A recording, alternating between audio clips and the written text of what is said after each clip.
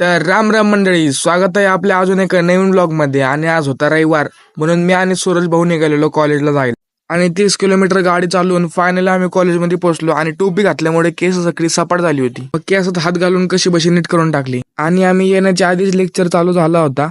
आणि एक लेक्चर संपला की दुसरा लेक्चर बिना श्वास घेता लगेच चालू झाला होता. 3 लेक्चर झाल्यानंतर आमची झाली डब्बा खायची सुट्टी. मग काय सगळ्या मित्रांनी डब्बे आणले होते. मग सूरज भाऊने चांगलाच तावा मारला एकदम डब्यावर. आणि थेरी झाल्यानंतर आमची होतं प्रॅक्टिकल, म्हणून मी करत बसलो होतो पाठांतर. थोडंफार पाठ वगैरे करून आम्ही निघालो प्रॅक्टिकलला जायला. आणि आज आमचं UPTचं प्रॅक्टिकल होतं, तर सर आम्हाला करून दाखवत होते. आणि सगळ्या मुलांचं निरीक्षण प्रॅक्टिकल कडेच होतं. प्रॅक्टिकल वगैरे सगळं झाल्यावर आमच्या कॉलेजची झाली होती सुट्टी. मग मी आणि सूरज भाऊ हडपसरच्या गर्दीमधून हळूहळू घरी जायला निघालो होतो. आणि वाघोलीमध्ये आल्यावर बघितलं, भाऊने तर डायरेक्ट रस्त्याला आडवा ट्रक लावून टाकला. नुसता गर्दीच गर्दी झाली होती. मग सूरज भाऊला लागली होती जाम भूक. मग आम्ही आलतो बर्गर पॉइंटला वाघोलीमध्ये. आणि इथं आल्यावर बर्गर ऑर्डर केला. आणि सूरज भाऊला काही